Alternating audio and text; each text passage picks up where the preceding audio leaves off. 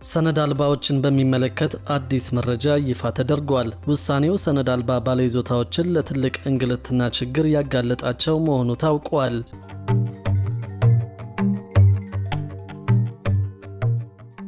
ሰነድ አልባዎችን በሚመለከት አዲስ መረጃ ይፋ ተደርጓል። ውሳኔው ሰነድ አልባ ባለይዞታዎችን ለትልቅ እንግልትና ችግር ያጋለጣቸው መሆኑ ታውቋል። በጉለሌ ክፍለ ከተማ ወረዳ 1 ሽሮ ሜዳ ቁስቋም አካባቢ በኮሪደር ልማት ምክንያት ቤታቸው የፈረሰባቸው ነዋሪዎች ከአንድ ዓመት በላይ ያለምንም መፍትሄ በመንገድ ላይ መውደቃቸውንና ከፍተኛ አድሎ እንደተፈጸመባቸው ገልጸዋል። ቤታቸው የፈረሰባቸው እነዚህ ሰነድ አልባ ይዞታ ባለቤቶች እንደገለጹት ከሆነ በአጎራባች ወረዳዎች ተመሳሳይ ዕጣ የገጠማቸው ነዋሪዎች 75 ካሬ ሜትር የመሬት ምትክ ሲሰጣቸው እነሱ ግን አናስተናግድም የራሳችሁ ጉዳይ የሚል ምላሽ ከሚመለከታቸው አካል እንደተሰጣቸው ተናግረዋል። ነዋሪዎቹ በምሬት እንደተናገሩት በሸማ ስራ ያፈራነውን ቤታችንን አሳጥተውን ለችግር ዳርገውናል ብለዋል። ቤታቸው ከፈረሰ አንድ ዓመት ሙሉ ቢያልፍም እስካሁን ድረስ ቋሚ መፍትሄ የሚሰጣቸው የመንግስት አካል ማጣታቸውን የተናገሩት ይህ የኮሪደር ልማት ፕሮጀክት በአዲስ አበባ ከተማ አስተዳደር ከሚከናወኑ ዋና ዋና ከተማን የማስዋብና የመሰረተ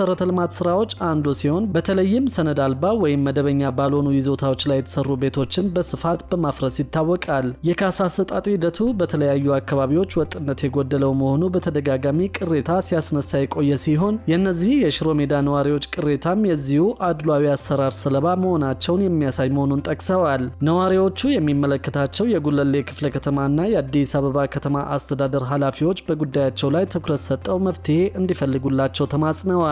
አመራሮቹን አግኝቶ ሀሳባቸውን ለማካተት የተደረገው ጥረት ግን ሳይሳካ ቀርቷል። በተመሳሳይ ጊዜ በ2018 የመንግስት ዋና ትኩረት የኮሪደር መስፋፋት እንዳልሆነ የከተማ አስተዳደሩ አጽንኦት ሰጥቶታል። ከንቲባ አዳነች አቤቤ የዓመቱ ቅድሚያ የሚሰጠው የቤት ግንባታና የውሃ አቅርቦትን ማሻሻል ነው ሲሉ በቅርቡ መናገራቸው ይታወሳል። እንደ ከንቲባዋ ገለጻ ከሆነ በዚህ ዓመት ምንም አዲስ የኮሪደር ልማት ስራ አይኖርም። የአዲስ አበባ ከተማን የማደስ፣ የማዘመን፣ የማጽዳት እንዲሁም መሰረተ ልማቶችን ለህዝብ ተደራሽ የማድረግ ስራ ለሁሉም አካባቢዎች እንደሚያስፈልግ አስገንዝበዋል። የተጀመሩ ስራዎችና የተገኙ ውጤቶች ከከተማችን ስፋት አንጻር ገና ነው፣ ገና ከዚህ በላይ መስራት ይገባናል ያሉት ከንቲባዋ ነገር ግን ተመሳሳይ ስራዎች ሲሰሩ እቅድና ዝግጅት እንደሚያስፈልግ ተናግረዋል። ከዚሁ ጎን ለጎን ደግሞ በሰባት ክፍለ ከተሞች በቀረቡ 274 ፕሎቶች ላይ የተጫረቱ የመሬት ሊዝ ጨረታ ተጫራቾች የመጨረሻ ውጤት ይፋ ተደረገ።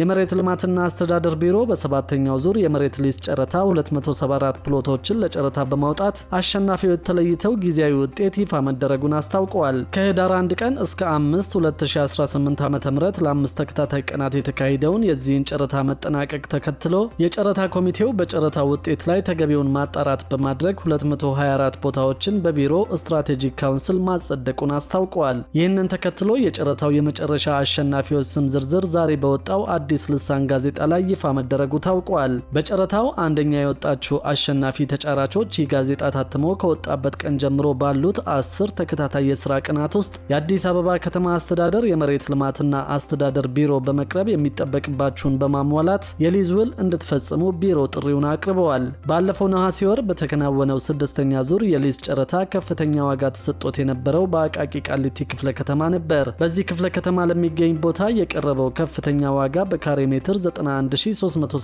ብር እንደነበር የተመለከትነው የጨረታ አሸናፊዎች ዝርዝር ያሳያል። በዚሁ ዙር ዝቅተኛ ዋጋ የተመዘገበው በየካ ክፍለ ከተማ ለሚገኝ መሬት የቀረበ ሲሆን ለቦታው በካሬ ሜትር የተሰጠው ዋጋ 12550 እንደሆነ በአሸናፊዎቹ ዝርዝር ላይ ሰፍረዋል። የአሁኑ ዙር የሊዝ ጨረታ በቦሌ ክፍለ ከተማ አስተዳደር አዳራሽ የተከፈተ መሆኑን የከተማዋ የመሬት ልማትና አስተዳደር ቢሮ ገልጿል።